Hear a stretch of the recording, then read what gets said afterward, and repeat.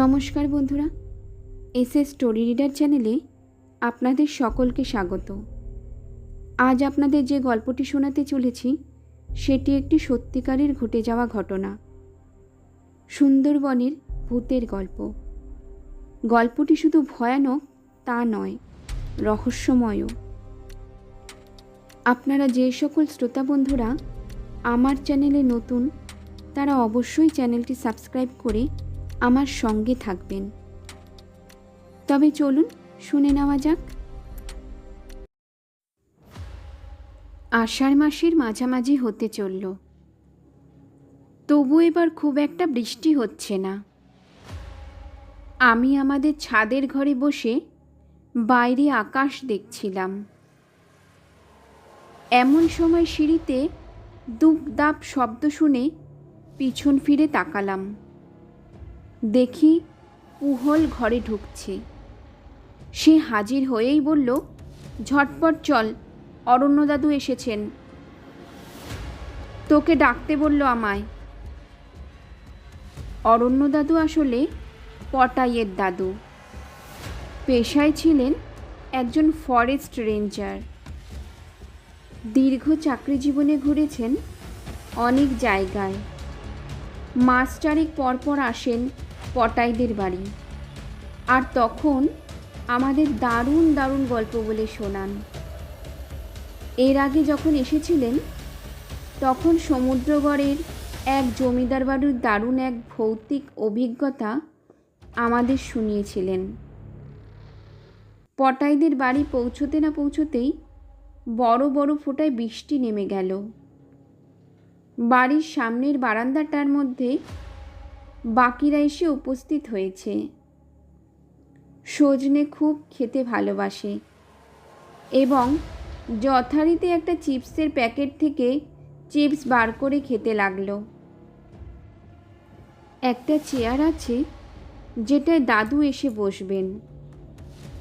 আমি আর পুহুল দুজনে বসার সাথে সাথেই কফির কাপ হাতে নিয়ে অরণ্য দাদু এসে বসলেন।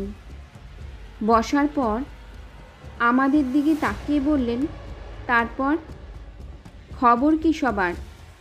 পড়াশোনা কেমন চলছে? ভালো চলছে দাদু। বাহ বাহ, বেশ। তারপর সজনে, তুই কি নতুন কোনো খাবার খেলি নাকি পুরনোগুলোই জাবর কাটছিস? সজনের চিপস চিবোতে চিবোতেই বলল, আমি কি গরু যে জাবর কাটবো? পটাই এই সময় পিছন থেকে কিছু একটা বলে সজনেকে রাগিয়ে দেওয়ার তাল করছিল, কিন্তু আমরা ওকে মানা করলাম। অরণ্য দাদু কফির কাপে চুমুক দিয়ে বললেন, চল তাহলে তোদের আজ একটা অন্য গল্প শোনাই। তখন আমার পোস্টিং ছিল সুন্দরবনে। চামটাই আমার অফিস। জানিস তো, আমাদের ভারতবর্ষে সুন্দরবনের মতন সুন্দর জিনিস আর একটাও নেই। আমি যে সময়ের কথা বলছি তখন সুন্দরবনে বাঘের উপদ্রব এখানের থেকে অনেক বেশি। আমার এলাকায় শুধু বাঘ নয়, তার সাথে চোরা শিকারীরাও ভীষণ জ্বালাচ্ছে। কিছুদিন আগেই এখানে একটা বেশ পরিচিত পুরনো বাঘের মৃতদেহ আমরা পেয়েছিলাম। চোরা শিকারীদের গুলিতে বাঘটা মারা যায়, কিন্তু গার্ডরা এসে যাওয়াতে ওরা দেহটা ফেলেই পালিয়ে গেছিল। তা একদিন অফিসে বসে বিকেলে কাজ করছি, এমন সময় একজন গার্ড এসে বলল, স্যার আপনার ফোন এসেছে, বড় সাহেব ফোন করেছেন। চামটা অঞ্চলের বড় কর্তা অসীম গাঙ্গুলি বেশ রাশভারী মানুষ। কাজে একটু গাফিলতি দেখলে ভীষণ খুঁতখুত করেন। আমি তড়ি ঘড়ি গিয়ে ফোন ধরলাম। ফোনে বড় সাহেব আমাকে জানালেন যে দলটা সেদিন ওই বাঘটাকে মেরেছিল, চর মারফত খবর এসেছে যে তারা আজ তেঁতুলবাকির চরে থাকবে। আমি যেন একদম দেরি না করে সেখানে পৌঁছে যাই আর ওদের গ্রেফতার করি। আমি জানিয়ে দিলাম যে একটু পরেই বেরোচ্ছি। দাদু এই পর্যন্ত বললেন এবং সঙ্গে সঙ্গে একটা কান ফাটানো আওয়াজ করে বাজ পড়ল কাছেই, আর পটাইদের সিএফএল লাইটটা দপ করে নিভে গেল। লোডশেডিং। মেঘের জন্য অনেক তাড়াতাড়ি অন্ধকার নেমে এসেছে আজকে। কিছুক্ষণের মধ্যেই পটাইয়ের দিদি এসে একটা বড় বাটিতে করে মুড়ি মাখা আর একটা দেয়াল ঘড়ি রেখে গেলেন। দাদুও চেয়ার থেকে নেমে এসে এক মুঠো মুড়ি মুখে দিয়ে আবার শুরু করলেন। তারপর ফোন পাওয়া মাত্রই তো আমি দুজন ফরেস্ট গার্ড সাথে নিয়ে বেরিয়ে পড়লাম। একটা খাল ধরে মিনিট খানেক চলার পরেই আমাদের লঞ্চ এসে কালিন্দী নদীতে পড়ল। এই সময় নদীতে বেশ জল থাকে, তাই আমাদের লঞ্চ জলের ঢেউয়ে বেশ দুলতে লাগলো। ততক্ষণে সন্ধে হয়ে গেছে। চাঁদের হালকা আলো এসে পড়েছে নদীর জলে আর দুপাশের ঝোপঝাড়ের ওপর। এইরকমভাবে প্রায় মিনিট 20 চলার পর একটা অপেক্ষাকৃত সরু খালে আমরা ঢুকলাম। এটাই কুমিরমারির খাল। তেঁতুলবাকির চর এর শেষেই। এই তেঁতুলবাকির চরের খুব একটা সুখ্যাতি নেই। এখানে বাঘের উপদ্রব বেশ ভালোই। দিনের বেলা এই দিক দিয়ে যাওয়ার সময় প্রায়ই দেখা যায় কোনো না কোনো দ্বীপে পতপত করে উঠছে এই বাদা অঞ্চলের সবথেকে ভয়ানক নিশান। একটা লাঠির ডগায় আটকানো একটা ছেঁড়া শার্ট বা গেঞ্জির টুকরো। আমি জিজ্ঞেস করলাম, দাদু, এই চিহ্নটা কেন সবথেকে ভয়ানক? দাদু বললেন, আসলে কি জানিস তো, ওখানের মানুষদের জীবন খুব একটা সহজ নয়। এই নিশানটা একদিকে যেমন ভীষণ কষ্টের, সেরকম আবার সাবধানেরও। আসলে কি বলতো, যদি কোনো মানুষকে কোনো দ্বীপে বাঘে নিয়ে যায় বা মেরে ফেলে, তাহলে তার দলের সাথীরা আর একটা কাপড়ের টুকরো লাঠির ডগায় আটকে সেটাকে পুঁতে দেয়। তার মানে এখানে বাঘে মানুষ মেরেছিল। তা শোন, তারপর সুন্দরবনের অনেক দ্বীপেই অনেক ভাঙাচোরা কুঠিবাড়ি আছে জানিস। বেশিরভাগই হ্যামিল্টন সাহেবের আমলে তৈরি। এই তেঁতুলবাকির চরেও একটা আছে। চোরা শিকারীদের সেখানেই পাওয়া যেতে পারে, এই আশায় আমরা সেটার দিকেই এগোলাম। চারিপাশে বুনো হেতাল গড়ানের ঝোপ, আর তার ভেতরেই সন্ধ্যের অন্ধকারে একটা প্রাচীন জন্তুর মতো দাঁড়িয়ে আছে বাড়িটা। দরজা টরজার কোনো বালাই নেই। আমরা খুব সাবধানে যথাসম্ভব শব্দ না করে ভেতরে ঢুকলাম, কিন্তু বাড়িটা পুরো ফাঁকা। চোরা শিকারি কেন, কয়েকটা ইঁদুর চামচিকে ছাড়া আর কিছুই নেই। আমরা একটা দেখে বেশ একটু দমে গেলাম। তাহলে কি আমরা যে আসবো এটা ওরা আগের থেকে জেনে গেল? যাকগে, এতটা এসেছি যখন, অপেক্ষা করেই যাই।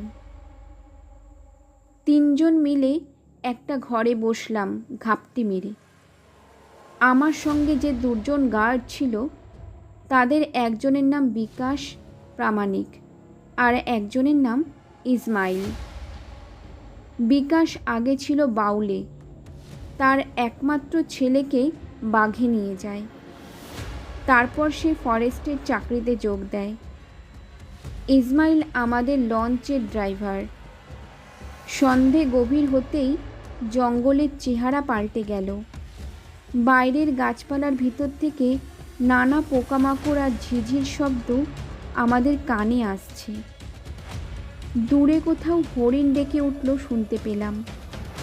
টর্চ জেলে ঘড়িটা দেখলাম একবার, 8টা বাজে। এই পর্যন্ত বলে দাদু একটু থেমে জল খেলেন কিছুটা। আমরা তখন সবাই ঘন হয়ে বসেছি। ভেজা ঠান্ডা হাওয়া দেয়ালগিরির আলোটাতে একটু কাঁপন ধরিয়ে দিল, সাথে আমাদের ছায়াগুলো কেঁপে গেল।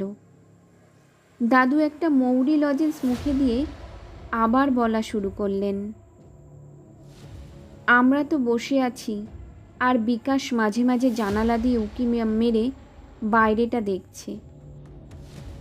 আমি তাকে মানা করতে যাচ্ছিলাম, তখন আমার মনে হলো বাইরেটা বড্ড বেশি চুপচাপ হয়ে গেছে। সব পোকামাকড়ের আওয়াজ যেন চলতে চলতে দুম করে বন্ধ হয়ে গেছে। ঠিক সেই সময় আওয়াজটা শুনতে পেলাম আমিও। বাইরের খালের জলের ছলাৎ ছলাৎ শব্দ ছাপিয়ে আমাদের কানে এলো একটা অস্পষ্ট ফ্যাসফ্যাসে কণ্ঠস্বর। কে যেন হাহাকার করে ডেকে যাচ্ছে, বাবা, এই তো আমি, তোমার গদাই, আমার কাছে এসো বাবা। যেন আমাদের আশেপাশের হেতাল গড়ানের ঝোপের ভিতর থেকে হাওয়া সেই আওয়াজকে আমাদের কাছে ঠেলে পৌঁছে দিচ্ছে। যেন তাকে দিতেই হবে, না দিয়ে তার একদমই উপায় নেই। ইতিমধ্যে বিকাশের দেখি মুখ চোখের ভাব বদলে গেছে। সে একবার বাইরের দিকে তাকিয়ে কাকে যেন খোঁজার চেষ্টা করল। তারপরই দাঁড়া গদাই, আসছি বলে ছুটে বেরিয়ে গেল ঘর থেকে। সঙ্গে সঙ্গে দেখি ইসমাইলও। সর্বনাশ, স্যার শিগগিরই আসুন বলে বেরিয়ে গেল। আমি বাইরে এসে দেখি অন্ধকার অনেক বেড়ে গেছে। সমস্ত দ্বীপের সব কিছুর মধ্যে থেকে যেন ওই অশরীরী কণ্ঠস্বর তার সেই ডাক আমাদের কাছে পৌঁছে দিচ্ছে, বাবা, এই তো আমি, আমার কাছে এসো বাবা, এসো। বিকাশের পিছনে যেতে যেতে আমি ইসমাইলকে জিজ্ঞাসা করলাম, গদাই কে? আর বিকাশ ওরকমভাবে বেরিয়ে গেল কেন? ইসমাইল বলল, স্যার, গদাই বিকাশদার ছেলে, ওকে বড় মামু নিয়েছিল গত বছর। এ বেগো ভূত স্যার, তাড়াতাড়ি চলেন, নইলে বিকাশদারে বাঁচানো যাইব না। কথাটা শুনে আমার সমস্ত শরীর বেয়ে যেন একটা আতঙ্কের স্রোত নেমে গেল। যাকে বাঘে মেরে ফেলেছে সেই ছেলে আবার ডাকে কী করে? বিকাশ দৌড়েছিল কুঠিবাড়ির পিছন দিকটায়। এদিকে জঙ্গল বেশ গভীর। সে জঙ্গলে ঢুকে যাওয়ার কিছুটা আগেই ইসমাইল জোরে দৌড়ে তার ওপর ঝাঁপিয়ে পড়ল। আমি তাদের কাছে যাওয়ার মধ্যেই ইসমাইল বিকাশকে মাটিতে ফেলে তার ওপর চড়ে বসেছে, আর বিকাশ ছটফট করছে। আমি বিকাশকে জিজ্ঞেস করতে যাব, এই সময় আমার চোখে পড়ল সোজাসুজি আমরা যেই জায়গাটায় দাঁড়িয়েছিলাম সেখান থেকে একটু দূরেই গভীর জঙ্গলের শুরু। জায়গাটায় অনেক ঝোপঝাড় আর পুরো হাকুচ অন্ধকার। সেদিকে চোখ পড়তেই আমার সমস্ত শরীর যেন আতঙ্কে হিম হয়ে গেল। ওই অন্ধকারের মধ্যেও স্পষ্ট দেখলাম একটা সুন্দরী গাছের নিচে যেন অন্ধকার জমাট বেঁধে আছে। ঘন মিশ কালো অন্ধকার দিয়ে তৈরি একটা আদিম ক্রূর অপার্থিব ছায়ামূর্তি আমাদেরকে দেখছে। আমাদের আশেপাশের সেই ডাক কিন্তু তখনও অবিরাম ভেসে বেড়াচ্ছে বাতাসে। ইসমাইলও মনে হয় সেই মূর্তিকে দেখে একটু অন্যমনস্ক হয়ে পড়েছিল। সেই সুযোগে বিকাশ তাকে এক ঘুষিতে ছিটকে ফেলে দিয়ে উঠে দাঁড়ালো। আমি তখন নড়তেই পারছি না, পা দুটোকে অসম্ভব ভারী মনে হচ্ছে, যেন এই আমার নিজের পা নয়, আমার ইচ্ছেতেও এ কিছুতেই নড়বে না। বিকাশের আর হাতখানেক মতন বাকি সেই মূর্তিটার কাছে পৌঁছতে। এই সময় বাঘের গর্জনে পুরো দ্বীপটা কেঁপে উঠল, আর মুহূর্তের মধ্যে ওই মূর্তিটার পাশ থেকে একটা প্রকাণ্ড বাঘ এসে বিকাশের ঘাড়ে পড়ল, আবার পলক ফেলার আগেই তাকে নিয়ে উধাও হয়ে গেল। আর আমারও চোখের সামনে সব ঝাপসা হয়ে এলো। আমরা সবাই তখন ওর গায়ে ঘেঁষে বসেছি পুরো। দাদু থেমে যেতেই সবাই বলে উঠলাম, তারপর তারপর তারপর জ্ঞান ফিরলে দেখি ইসমাইল খাল থেকে জল এনে আমার মুখে চোখে জল দিচ্ছে। ওর হাত ধরে উঠে বসলাম। মাথাটা ঝিমঝিম করছিল। মূর্তিটা যেখানে ছিল সেদিকে তাকিয়ে দেখি কিছুই নেই, ফাঁকা। আর ঝিঝি ও পোকামাকড়ের ডাক আবার শোনা যাচ্ছে। আমরা বিকাশের দেহটা অনেক খুঁজলাম, কিন্তু পেলাম না। তারপর ফিরে এলাম। এই পর্যন্ত বলে দাদু চুপ করলেন। বৃষ্টি পড়লেও তার তোড় সেরকম বেশি নয় এখন।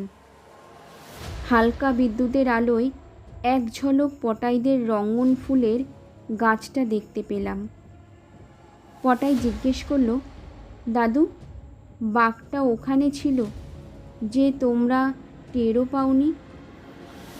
দাদু একটু হাসলেন, বললেন, তোদের বলেছিলাম তো, কিছুদিন আগে আমার এলাকায় একটা বাঘের মৃতদেহ পাওয়া গেছিল। আমরা বললাম, হ্যাঁ হ্যাঁ বললে তো। সেই বাঘটার মৃতদেহ আমি দেখেছিলাম। বাঘটার লেজ ছিল না, হয়তো কোনো লড়াইতে বা চোরা শিকারীরাই হয়তো কেটে নিয়েছিল। তারপর একটু চুপ করে থেকে বললেন, যে বাঘটা বিকাশকে সেদিন তুলে নিয়ে গেল সেই বাঘটারও লেজ ছিল না। দাদুর কথা শেষ হতে না হতেই আবার জোরে বিদ্যুৎ চমকে উঠল, আর কোথা থেকে জানি দমকা একটা হাওয়া এসে নিভিয়ে দিয়ে গেল দেয়ালগিরিটা।